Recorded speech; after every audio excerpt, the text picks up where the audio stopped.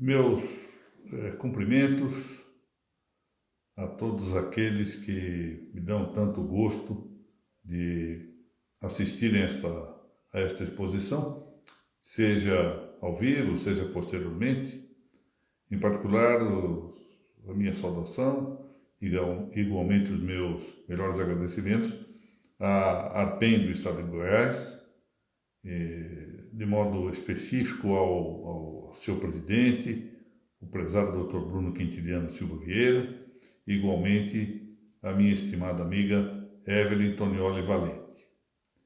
Quero, antes de iniciar a exposição de hoje, de maneira muito particular, desejar a todos aqueles que frequentam esta importante página eletrônica da Arpen de Goiás, apresentar a estes todos os meus votos de um feliz ano de 2022, sob a proteção de Deus. E aqui vejo o cartório de Santo Antônio de Goiás, Dr. Paulo Roberto Vieira, a quem apresento os meus cumprimentos. Muito obrigado por essa presença generosa aqui, nesse nosso pequeno lugar de estudos. Nós vamos tratar hoje, aliás, vamos começar hoje a cuidar do artigo 50 da Lei 6.015. Apresento meus cumprimentos também ao prezado Dr. Silmar Lopes, a doutora Margarete Maia, a doutora Amanda Gil, também aqui presentes na página. Bom, nós vamos começar a ver o artigo 50, porque, em rigor,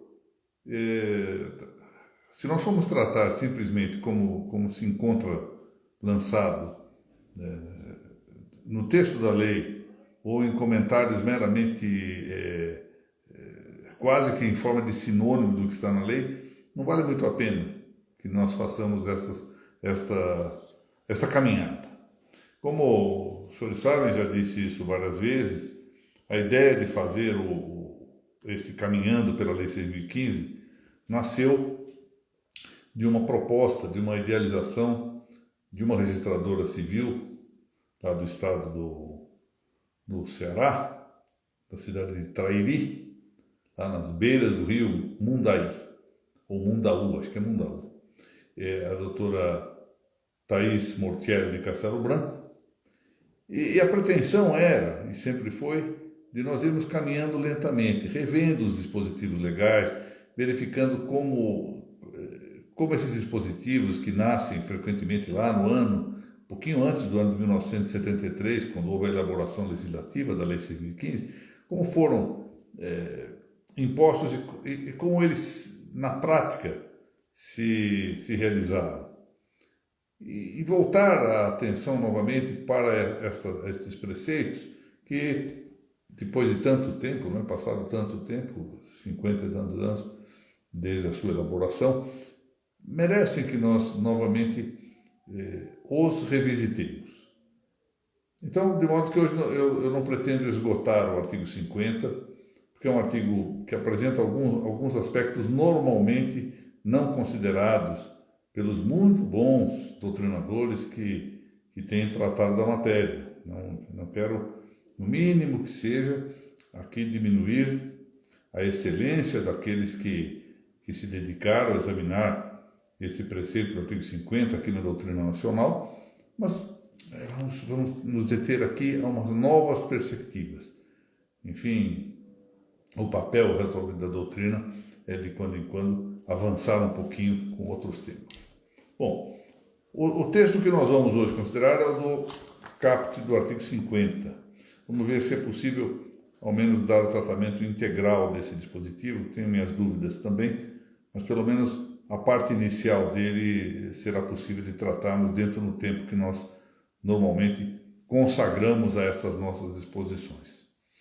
Diz o texto em vigor: todo nascimento que ocorrer no território nacional deverá ser dado a registro, no lugar em que tiver ocorrido o parto ou no lugar da residência dos pais, dentro do prazo de 15 dias, que será ampliado em até 3 meses para os lugares distantes, mais de 30 quilômetros da sede do cartório. Bom, então vamos lá. O texto que está aqui, desse artigo 50, foi objeto de uma alteração intercorrente, que eu vou comentar, Mas quem for lá verificar a redação original da Lei 6.015, quando a Lei 6.015 foi promulgada, lá em 31 de dezembro de 1973, vai encontrar um texto que nada tem a ver com o atual artigo 50. O texto que havia na redação original da Lei 6.015 era o que dizia que os oficiais de registro estavam obrigados a satisfazer as exigências da legislação federal relativamente ao alistamento militar e ao sorteio militar, e aí previa até mesmo a aplicação de sanções se os oficiais de registro não observassem essas exigências. Bom, posteriormente, quando houve a lei que alterou grandemente a redação primitiva da Lei 6.015, que foi a Lei 6.216 de 1975, esse dispositivo foi suprimido. Então desapareceu o artigo 50. E como desapareceu o 50, houve o recuo do artigo 51 para o lugar do 50. Esse 51, que é o antecedente do atual artigo 50, e dizia o seguinte: todo nascimento que ocorrer no território nacional deverá ser dado a registro, no lugar em que tiver ocorrido o parto. Essa é a principal alteração que nós vamos ver adiante. Aí vem uma referência ao prazo de 15 dias, a ampliação dos 3 meses, e isto havia. Então, quando surge, em 1995, a Lei 9.053, então se faz uma novidade com isso. Ou seja, acrescenta-se a esse dispositivo uma alternativa. Houve, além disso, uma pequena mudança na parte final, mas meramente alteração, uma mudança redacional, mudança de redação na parte final do dispositivo. O importante mesmo que essa Lei 9.053, que é de 95, foi a inclusão de uma alternativa. Ou seja, o registro pode ser feito no lugar do parto ou no local de residência dos pais de quem nasceu. Portanto, dos pais do nascido. Então, o texto atual do artigo 50 resulta dessa redação da Lei 9.053, que no substancial, portanto, volto a dizer, houve uma pequena mudança, digamos, meramente de redação na parte final desse preceito. Mas, além disso, houve a inclusão desta alternativa. Ou seja, antigamente, antes da vigência dessa lei, o registro havia de se fazer necessariamente no local do parto. Aí, com a alteração legal, passou a admitir-se que se fizesse no local de residência dos pais do nascido. Muito bem. O problema mais interessante aqui, o problema substancial, e é de direito substantivo, não é propriamente de registro, né? É acerca da ideia de nascimento. De fato, quando vamos ver o preceito que está sobre análise aqui, ele diz isso: todo nascimento que ocorrer no território nacional deverá ser dado a registro, etc. Então, todo nascimento.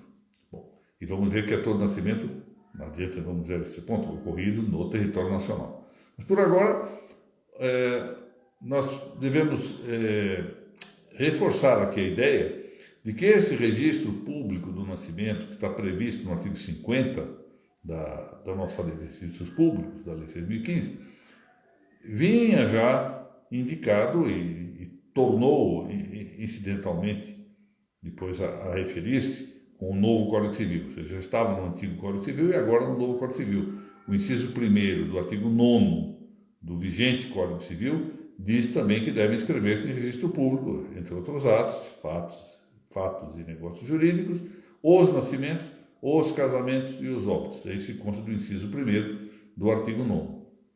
Portanto, o que a Lei de Registros Públicos refere é já objeto da nossa sistemática civil, do nosso Código Civil. Mas, bom, o que é nascer? Essa é a questão. Nós vamos discutir que coisa é o nascimento. Isso é uma coisa relativamente simples, falar o que é nascer, mas quando aprofundamos um pouquinho as ideias, vemos que apresentam certos significados que normalmente nós não consideramos e que, no entanto, às vezes fazem parte até da nossa linguagem costumeira. Boa noite, doutor Gabriel. que é nascer, enfim? O nosso vocábulo, nosso vernáculo, nascer, né, nosso verbo nascer, deriva de um verbo latino nascor. E nascor significa em latim ser nascido. Nascor é ser nascido.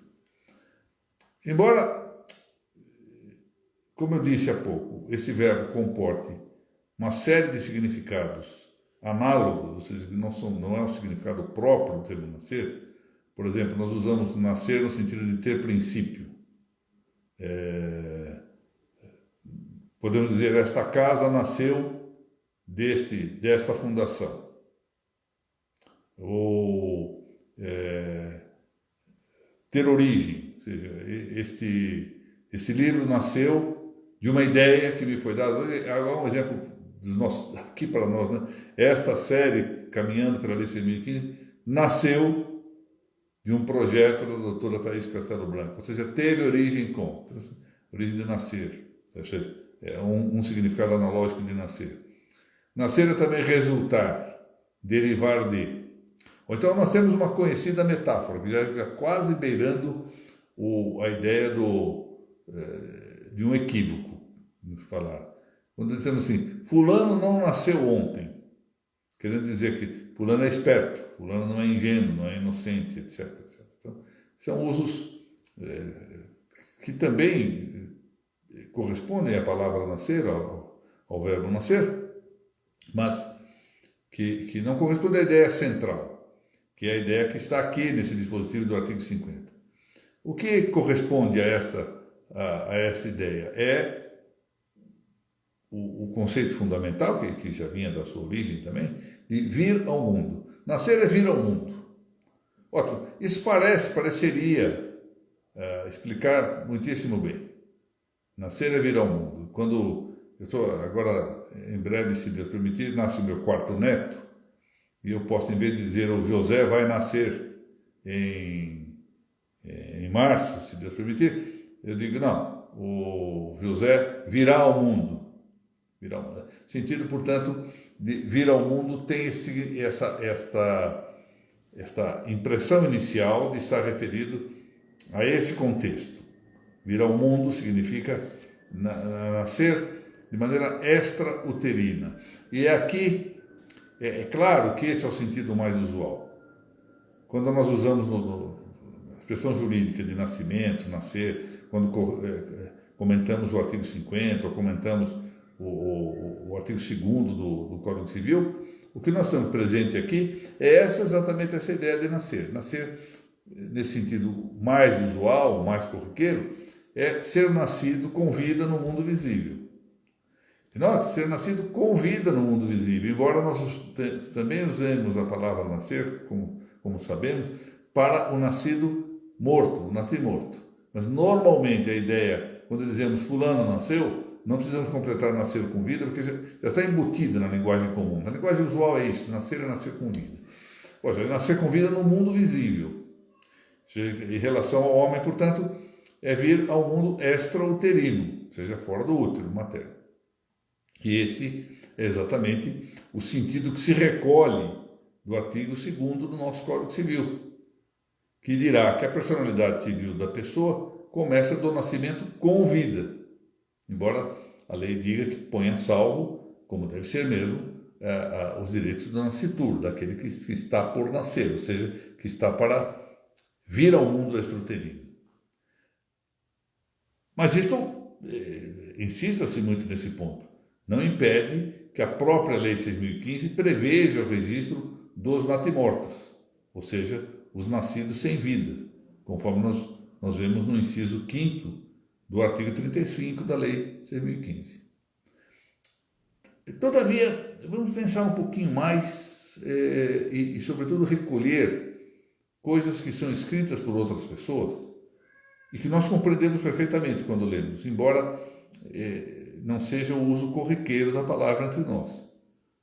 Eu vou aqui destacar duas acepções dessa ideia de nascer como vir ao mundo, portanto, mais amplamente, não só vir ao mundo extrauterino, que se apresenta também, nós podemos compreender a palavra também, embora não sendo este o sentido do artigo 50, podemos compreender mais amplamente a palavra. A primeira ideia é a de nascer como iniciar a viver, ou seja, começar a estar vivo. Começar a estar vivo. Ou seja, é claro que no caso do ser humano isso é conhecido, ou seja, ele tem uma vida intrauterina mais ou menos larga. No meu tempo no tempo de menino se falava em 9 meses, hoje se fala em semanas, eu nem sei fazer esses cálculos mais, mas as mães de família sabem perfeitamente qual o número de meses, etc. Está vivo. De certo modo, aí está uma origem, está um princípio. Ou seja, já há um iniciar a viver. Isso já é um certo nascer, embora é um nascimento, já não é vir ao mundo extrauterino, mas é estar num mundo, embora visível, intrauterino. Antigamente, nem se falava em mundo visível aí, em rigor. Falava-se com dificuldade no mundo visível porque não se via a criança. Hoje em dia, com essa tecnologia das imagens, tem-se facilmente a vista da figura, embora mediada, é claro, de uma criança no útero materno, no ventre materno. Bom, essa concepção do nascimento como início da vida humana tem, do ponto de vista filosófico, é por isso que é importante a gente considerar esse assunto, algo correspondente a um paralelo com a morte. Porque, filosoficamente, se quiser, teologicamente também, que coisa é a morte? Como se define a morte? Bom, a morte é a separação da alma e do corpo. Separa-se a alma e o corpo. Bom, isso é a morte. Se a morte é a separação da alma e do corpo, o correspondente a isso quanto ao começo da vida, ou nascimento, se nós quisermos dizer assim, nesse segundo sentido, é exatamente a união da alma e do corpo, não a separação da alma e do corpo, mas é a união da alma e do corpo. Aí que começa a vida. Então, esse é um conceito que, embora não seja usual, muito menos usual no plano, não é nem na vida social em geral, e muito menos no plano jurídico, ele é compreensível e é suscetível de analisar-se no plano filosófico. Bom, mas há uma outra acepção, e essa é mais interessante porque vai nos conduzir diretamente à história do registro civil do nascimento no Brasil.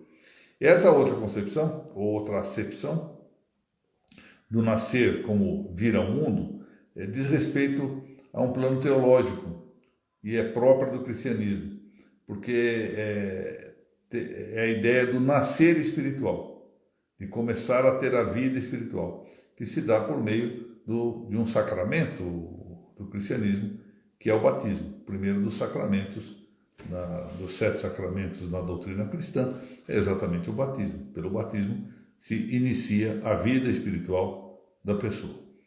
Ora, agora entendam isto, que havia justificados motivos históricos, portanto, para que ao tempo em que o Brasil se apresentava como Estado religioso, lembremos-nos que isso prosseguiu até mesmo com a Constituição de 1924. O Brasil era um Estado religioso, o Estado brasileiro tinha uma religião. Ora, e por isso mesmo, é de entender-se por que razão o registro dos batizados, por ser o do nascimento espiritual, fazia às vezes do registro civil do nascimento. Não se punha muito a ideia da necessidade do registro de nascimento, porque sendo um Estado religioso, ou seja, hoje em dia se fala em Estado confessional, mas a expressão que me parece mais própria é Estado religioso, um Estado que tem uma religião determinada. Essa circunstância fazia com que o registro do batismo suprisse perfeitamente a existência do registro civil do nascimento. E foi o que de fato ocorreu. Frequentemente se descobria a data do nascimento a partir de uma retroação de 10 a 7 dias da data do batismo. De fato, se nós formos às constituições primeiras do arcebispado da Bahia, que são datadas do princípio do século XVIII, século XVIII, 1700 e alguma coisa, eu já me lembro. Impôs-se ali a obrigação de inscrever-se o batismo. Nessas constituições, determinados, por exemplo, determinado trecho, determinado preceito. O pároco teria que estar sempre presente ao batismo quando o batismo fosse celebrado por um outro sacerdote. Com quais funções? A primeira função é para ver como estava sendo feito o batismo, para ver se estava sendo bem feito o batismo. O batismo tem um certo rito, isso pode mudar um tanto, por exemplo, nas igrejas orientais se faz de um modo, nas igrejas de rito latino se faz de outro modo. Então são 23 ritos que a igreja tem e, portanto, pode haver modificações. Mas sempre tem que haver alguma forma de ablução de água, por exemplo. Sempre tem que haver a afirmação em primeira pessoa pelo celebrante. Então isso tudo tinha que ser visto. O pároco tinha que fiscalizar se estava sendo bem feito. Mas não era só isso. Isso interessava do ponto de vista religioso. Mas interessava muitíssimo, e agora já no plano também civil, que ele fizesse em seguida o assento no livro dos batizados. Estava previsto claramente. Ou seja, batizava-se, se fosse ele a batizar, fosse outro, ele devia fiscalizar essa outra prática, ele tinha que lançar no livro dos batizados. E essa disposição das Constituições Primeiras da Bahia provinham do Concílio de Trento. Por que razão? Porque o Concílio de Trento havia sido adotado pelas ordenações filipinas como norma para o Brasil nessa matéria. De modo que ali havia, nesse livro de batismo, o livro dos batizados, livro de registro dos batizados, se lançavam os nomes dos batizados, o nome do seu pai, o nome de sua mãe, o nome dos padrinhos. Era obrigatório fazer isso. De maneira que isto, claro, como o batismo só podia ser aplicado para gente viva, não se pode aplicar esse sacramento, que é um sacramento que não se aplica a mortos. Então, dali se extraía exatamente o efeito civil de que alguém havia sido nascido. Bom, então, o que na verdade ocorreu com o registro civil brasileiro, das pessoas naturais, é que ele foi efetivamente, historicamente, uma secularização do registro eclesiástico. Havia um registro eclesiástico, esse registro eclesiástico foi secularizado, ou seja, o Estado resolveu adotar a prática do registro. E, portanto, é aí que se pode falar em registro civil e não mais em registro eclesial. Portanto, reiterando, mais uma vez, as ordenações filipinas adotaram a normativa do Concílio de Trento. Esse Concílio de Trento ocorreu no século XVI, e depois as Constituições da Bahia, que são de 1707. Bom, muito tempo depois, note, mais de um século depois, ou seja, 1707, as Constituições da Bahia. Em 1850, então, se autorizou no Brasil por uma lei, a Lei 586, essa lei, a regulamentação do registro das pessoas naturais. Então, editou-se essa lei, a Lei 586, a partir dela se tratou da disciplina do registro civil, vamos regulamentar. Surgiu logo um decreto, o decreto é de 1851, no ano seguinte, portanto, cerca de alguns meses depois da lei, e esse decreto, então, cuidava de dois fatos que poderiam ser objeto do registro civil, não eram todos. O registro dos nascimentos e dos óbitos. Os registros de casamentos continuavam a ser objeto só do registro eclesiástico, do registro feito pela igreja. Bom, acontece que esse decreto que autorizava, portanto, a adoção da prática do registro dos nascimentos e dos óbitos pelos registros civis brasileiros, instituições seculares, portanto, não mais eclesiásticas, não entrou em vigor, porque logo em 1852, pouco tempo depois da expedição desse decreto, houve uma norma, um decreto sem número, que sobrestou a aplicação desse decreto. Ele ficou sobrestado, não se vai aplicar. E haveria de esperar-se, então, até o ano de 1888, falando das vésperas da proclamação militar da República no Brasil. Haveria de esperar-se até 1888 para que um decreto, que foi expedido em março de 1888, transferisse plenamente para o âmbito secular, por exemplo, o âmbito das atividades civis, portanto, no caso, chamemos assim amplamente, para o serviço público, o registro dos nascimentos e dos óbitos, além já então dos casamentos. Mas, efetivamente, isso só passou a ocorrer a partir de 1º de janeiro de 1889, portanto, já nos estertores da monarquia brasileira. Bom, então, resumindo, fechando tudo isso, a expressão nascimento que está na lei diz respeito ao nascimento com vida, portanto, vir ao mundo extrauterino, no caso do ser humano, isso se refere ao ser humano, mas isso não exclui que nós consideremos, até por sua importância histórica para o Brasil, que havia outras acepções e que há outras acepções para a expressão nascimento. Claro que, notem que isto é muito sujeitado, a expressão poderia ser essa, ou dependente, talvez seja melhor falar dependente, do chamado Estatuto do Embrião. Na medida em que haja um estatuto que considera a proteção desde o tempo, quer dizer, que considera a existência da pessoa, vamos admitir, desde o tempo da concepção, nós vamos com isso mudar igualmente esse artigo 50. É por isso que nós temos que ter cuidado com a análise desse dispositivo, porque hoje, sem dúvida, o nascimento é o nascimento com vida, portanto, o nascimento com o sentido de vir ao mundo extrauterino. Mas nós estamos sempre com a possibilidade de que, se houver uma alteração do Estatuto do Embrião, e que se considera a pessoa já existente a partir da concepção, bom, então aí se altera. E, portanto, o registro passará a ser, a ideia de nascimento passa a ser a concepção, e o registro poderá ser feito aí. Portanto, sempre pode depender de uma mudança legislativa, e aqui é uma mudança efetivamente fundacional. Bom, mas por agora, o que se entende desse artigo 50 é que é o nascimento para a vida extrauterina.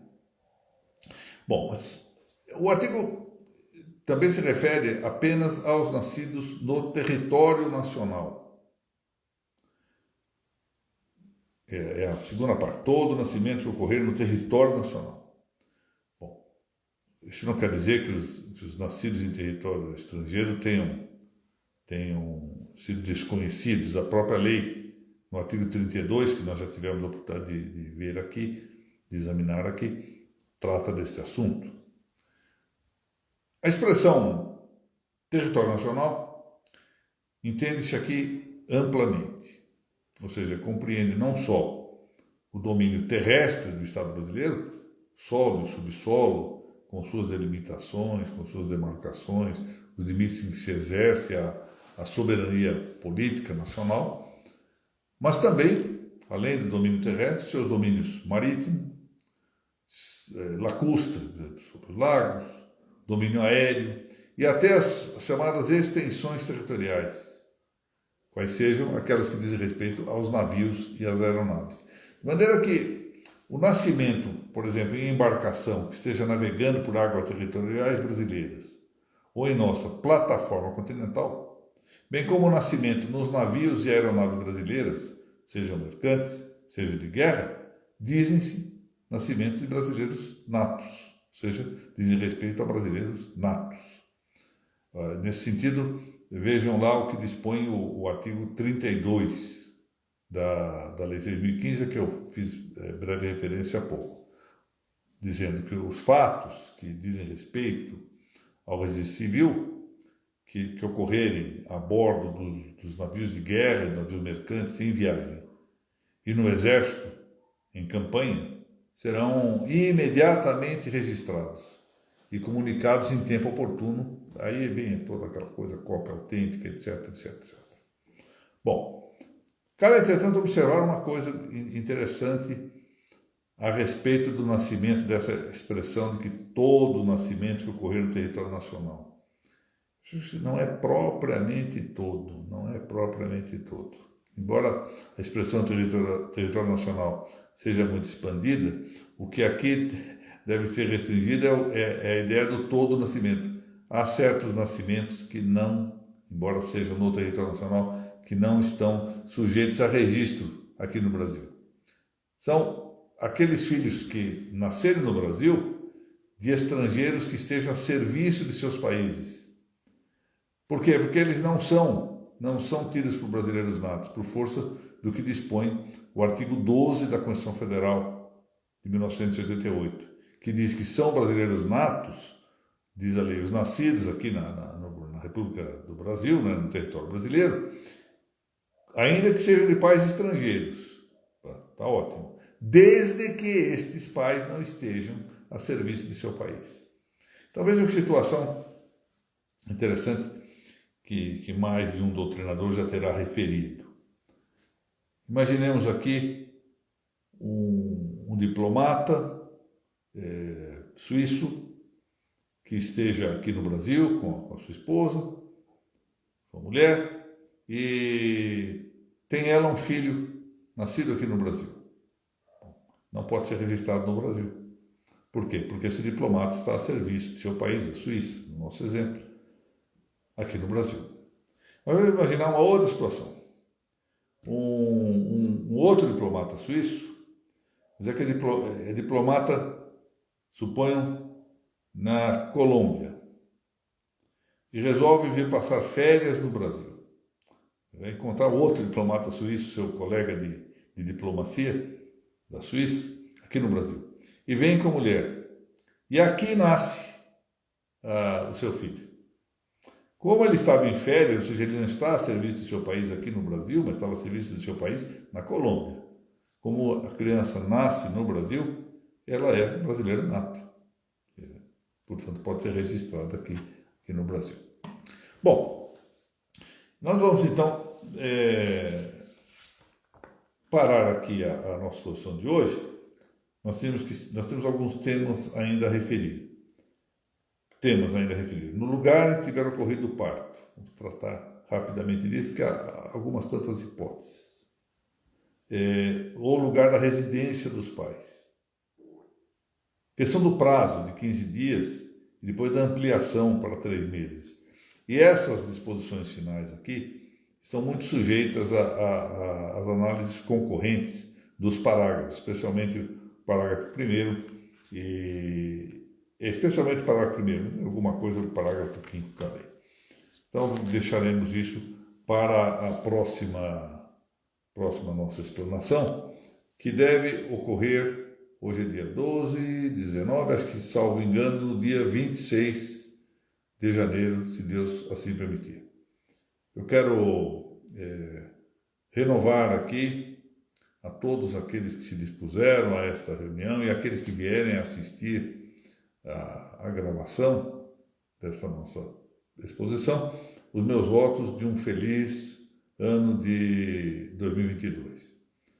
Quero também agradecer a presença aqui de todos e renovar os meus cumprimentos à ARPEM de Goiás, a minha querida amiga Evelyn Valente, que eu vejo aqui escrevendo também, e ao Dr. Bruno Quintiliano Silva Vieira, por essa honra que me concede em permitir ocupar esta página da ARPEM Goiás.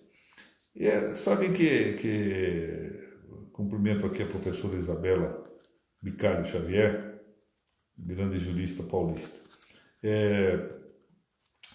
Eu queria observar aqui algo interessante. Quando se dá aula, quando se profere uma aula, sempre é uma ocasião de aprendizado também para quem profere a aula.